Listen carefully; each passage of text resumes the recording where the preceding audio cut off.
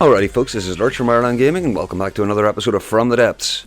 I am here in the Vehicle Designer and I would like you to meet the Doberman. It's something I've been working on for the last day. I haven't really been able to record. As you might hear, I'm pretty hoarse. I've got some sort of throat infection, so yeah, speaking is a little bit on the tough side. But I have been working away, and would you believe I have even done a montage? Hoorah! The beauty about this game, and some might say it's not a beauty, it can be a pain in the ass at times, when your frame rate drops, the physics simulation speed also drops. So this allows me to record in 15 frames per second and speed up the footage. So we actually get a reasonably good result. But like I say, we're here to introduce the Doberman. I'm really happy with how this guy turned out in his appearance. I think he looks frickin' gorgeous and nice and sleek, and he's got this sort of doggy looking head here. He could we do with some ears, but yeah, looks pretty BA. Now this is a Railboat and it's basically built entirely out of engines. The idea of this thing is more or less for a support craft. There's very little in the line of countermeasures. There's some shields, we have no flares, no anti-missile at all. It's programmed to stay at least 2 kilometers away and shoot stuff.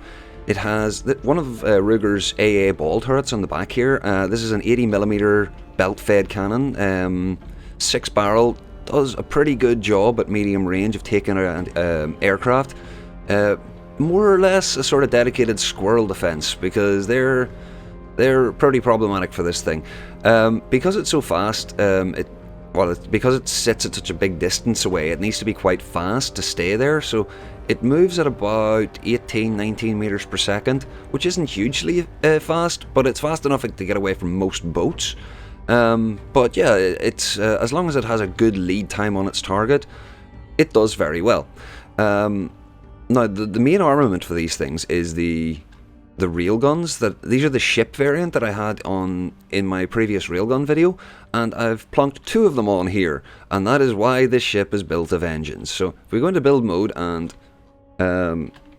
we'll shrink the block view and pull them out of the water a wee bit.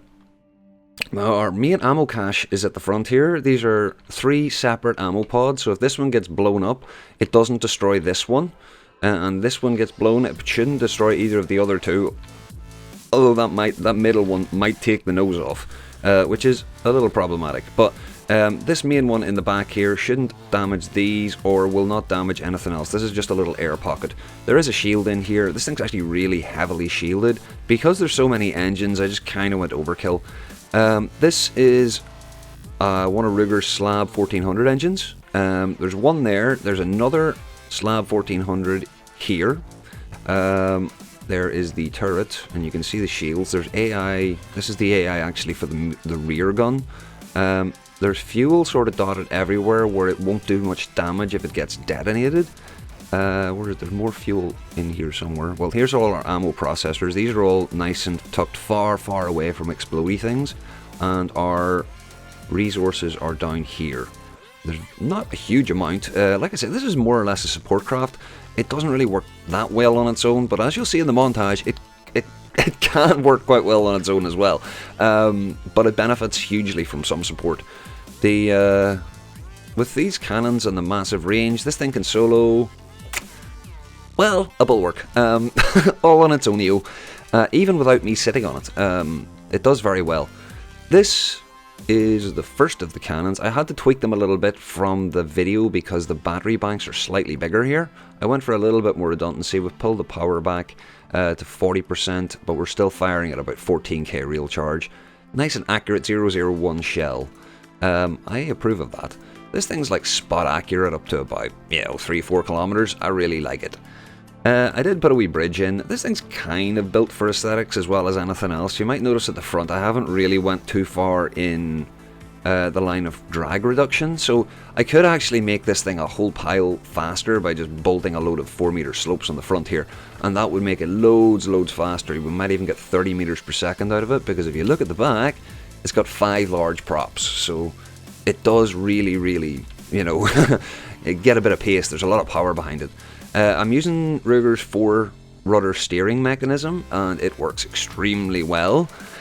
We have some hydrofoils here just to keep stability, and they're mounted just above where I'd like the thing to be in the waterline. Now, if those hydrofoils aren't on, and if it's actually sitting without any power, like if it's not in any drive, the arse sinks into the water.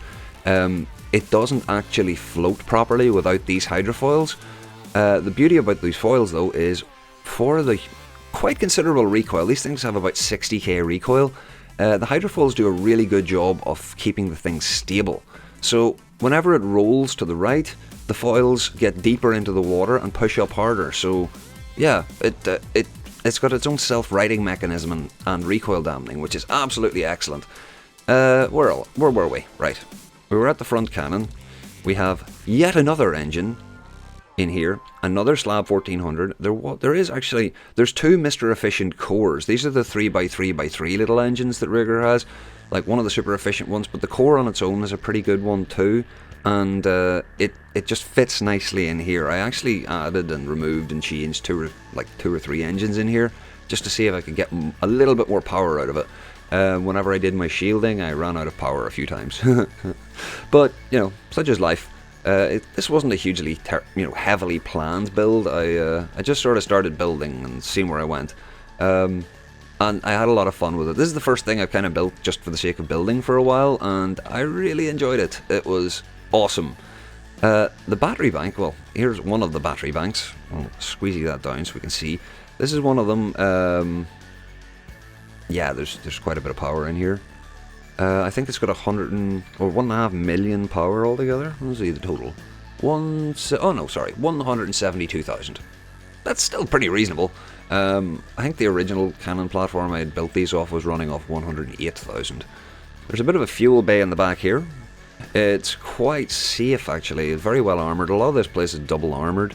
It's normally only wood and then with a metal cladding, but it does the trick quite well. You'll see here we have that, but the cannons have another layer of steel around them, of metal, sorry, just to keep them really, really well protected, because these are penetration depth shells. They've got HE shells in them, and I do not want them to go up. If this cannon goes up, it'll take out maybe everything either side of it, maybe blow a big hole in the hull, or possibly even blow the arse completely off it. So that's never good. We really don't want them to be destroyed. There's also overlapping shields on this part as well. They're not hugely high strength shields. I've actually got quite a bit of power spare on this now after adding the extra engines. But yeah, it works. Oh, darkiness. Let's maybe turn the weather back to something nicer. As while the dark, doomy weather is really pretty and cool, it's a bit framey for my crappy graphics card at the minute. Yeah, I think that's more or less it. This is one of Rigger's ball turrets. I'll do a little highlight video today as well, or later maybe, about Rigger's armory. He's recently put a forum thread up showing like a collection of all of the Ireland turrets so far, which is really cool, and it's very handy for building stuff if you want to have like prefabs available without filling up your prefab list. But yeah, so this is the Doberman. I'm going to workshop this guy. I'm not sure whether I'm going to use him in my campaign or not yet. He's pretty expensive, actually, 426,000. But yeah, I might use him in the campaign. He's an excellent support ship, and doesn't have much storage of anything though. I mean, there's a little bit of room left, not a lot. Like, he's pretty compact, mostly actually made out of wood beams on the inside, to be honest, for that little bit of extra armour. But we do have some space here and there and everywhere. I could squeeze a couple of bits and pieces in to make it maybe a little bit more practical in the campaign. It could use some flares. It could really use some flares. I could actually squeeze something like that in here. It wouldn't be too hard. A flare launcher is only about 4 blocks. But yeah, overall, I'm really happy with how the build turned out, especially how it looks. I think it looks BA. The lines are really nice in my opinion, and I like the little addition to the white colour scheme here. And the head look was kind of an accident, but I likes it. It's pretty. Anyway, yeah, I am going to move you on to the montage now. Might be a little bit framey in places, but yeah, it should turn out okay. I've got the footage recorded. I haven't actually edited it yet. But yeah, I really hope you enjoyed the episode. Any likes, subs, or comments are really, really awesome. I love hearing from you guys, and I read every single comment. I'll be sticking this little guy up on the workshop for you guys to play with, and you can download him from the workshop link in the description below. As always, take it handy, and have a bloody good day.